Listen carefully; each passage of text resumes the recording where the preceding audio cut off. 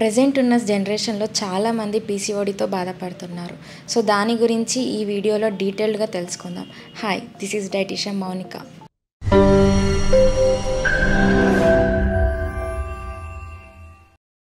ఈ మధ్యకాలంలో PCOD, PCOS అనేది చాలా కామన్‌గా వింటున్నాం.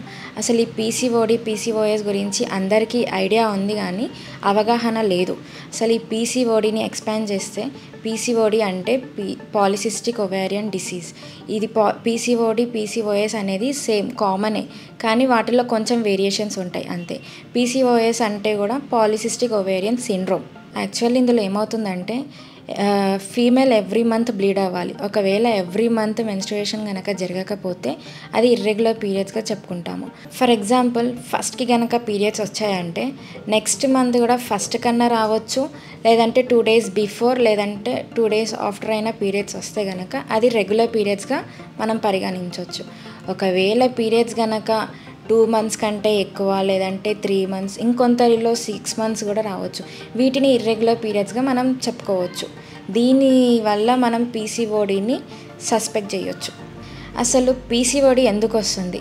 ఈ జనరేషన్లో అయితే అందరు సెడెంటరీ లైఫ్ స్టైల్ని లీడ్ చేస్తున్నారు. ఒకప్పట్లో మన పూర్వీకులు కష్టపడి పని చేసేవాళ్ళు, అలసిపోయేవాళ్ళు. సో వాళ్ళకి రెగ్యులర్గా పీరియడ్స్ వచ్చేవి.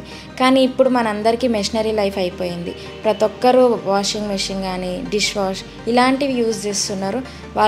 వాళ్ళు ఎలాంటి పని చేయట్లేదు. ఫుడ్ కూడా ఇంట్లో ప్రిపేర్ చేయకుండా ఆర్డర్ పెట్టేస్తున్నారు. సో వీటి వల్ల మనం సెడెంటరీ లైఫ్ స్టైల్ని లీడ్ చేస్తూ ఫిజికల్లీ యాక్టివ్గా ఉండకపోవడం వల్ల పీసీఓడీ వచ్చే ఛాన్సెస్ ఉన్నాయి. పీసీఓడీ కనుక వస్తే వాటిలో సిమ్టమ్స్ ఎక్కువగా మనకి హెయిర్ ఫాల్ అవ్వడం, హెయిర్ థిన్ అవ్వడం, ఫేషియల్ హెయిర్స్ రావడం అండ్ వెయిట్ గెయిన్ అవ్వడం అండ్ ఇర్రెగ్యులర్ పీరియడ్స్ కూడా అవుతాయి. ఈ సిమ్టమ్స్ని మనం కన్సిడర్ చేస్తూ పీసీఓడీ ఉందని చెప్పుకోవచ్చు. ఫిజికల్లీ యాక్టివ్గా లేకపోవడం వల్ల మన బాడీలో మెటబాలిజం అనేది తగ్గుతుంది. ఈ మెటబాలిజం తగ్గినప్పుడు మన హార్మోనల్ ఇంబ్యాలెన్స్ అవుతుంది.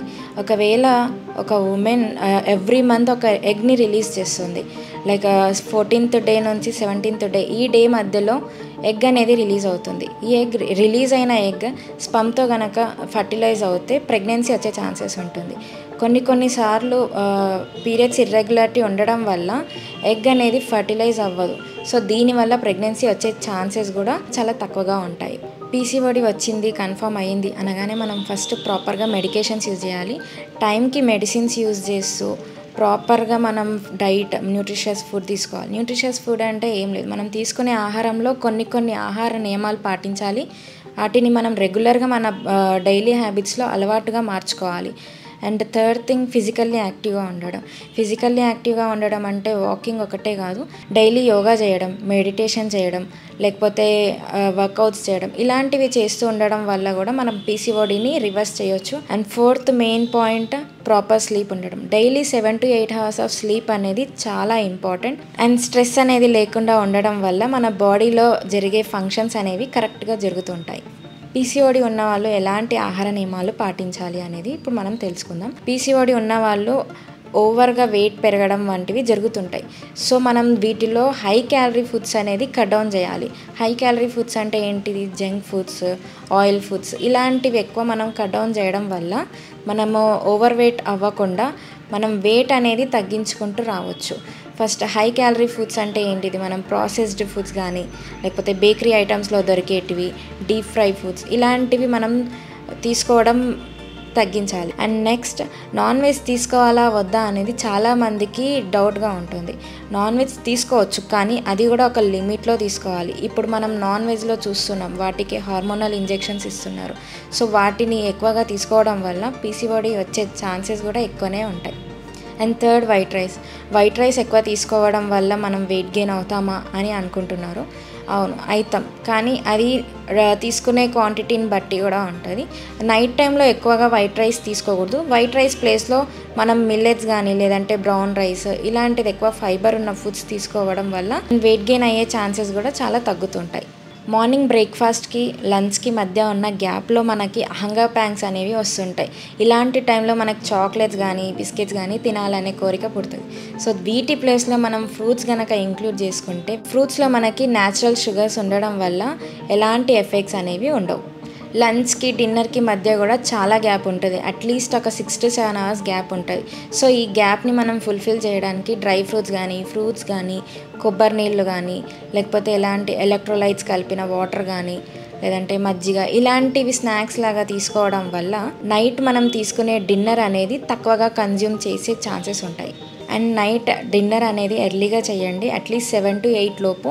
దీనివల్ల డైజెషన్ అనేది ప్రాపర్‌గా జరుగుతుంది. అండ్ స్లీప్ కూడా వితౌట్ డిస్టర్బెన్స్‌గా ఉంటుంది. ప్రాపర్ స్లీప్ ఉండడం వల్ల కూడా మనం పీసీఓడి నుంచి రివర్స్ అవ్వచ్చు. ప్రాపర్ స్లీప్ లేకపోయినా స్ట్రెస్ అనేది ఎక్కువ ఉండడం వల్ల మనకి కార్టిసోల్ అనే హార్మోన్ డిస్టర్బ్ అవుతుంది. ఈ హార్మోన్ గనక మనకి డిస్టర్బ్ అవుతే ఇన్సులిన్ రెసిస్టెన్స్ అనేది జరుగుతుంది. ఇన్సులిన్ రెసిస్టెన్స్ జరిగితే మన బాడీలో బ్లడ్ షుగర్ అనేది పెరిగిపోవడం వల్ల మనకి డయాబెటీస్ వచ్చే ఛాన్సెస్ ఉంటాయి. సో, ఈ నియమాలను పాటించడం వల్ల మనం పీసీఓడి బారిన పడకుండా ఉంటాం. పీసీఓడి ఉన్న వాళ్ళకి కొన్ని డెఫిషియన్సీస్ ఉంటాయి. వాటిలో ఎక్కువగా vitamin D deficiency and iron deficiencies ఉంటాయి. వైటమిన్ డి డెఫిషియన్సీ ఉన్న వాళ్ళు ఎర్లీ మార్నింగ్ వచ్చే సన్లైట్లో మనం కాసేపు ఎండలో ఉండడం వల్ల మనకి వైటమిన్ డి డెఫిషియన్సీ ఏదైనా ఉన్నా తగ్గిపోతుంది. మనం వైటమిన్ డి డెఫిషియన్సీ కోసం జున్ను పాలు ఎక్కువ తీసుకోవడం వల్ల వైటమిన్ డి డెఫిషియన్సీ ఏదైనా ఉన్నా తగ్గిపోతుంటుంది. అండ్ ఐరన్ డెఫిషియన్సీ ఉన్న వాళ్ళు ఎక్కువగా మనం బెల్లం కానీ, నువ్వుల లడ్డు, పల్లి పట్టి, లేదంటే రాగులు ఇలాంటివి ఎక్కువ తీసుకోవడం వల్ల మనకి ఐరన్ డెఫిషియన్సీస్ ఏదైనా ఉన్నా తగ్గిపోతుంటుంది.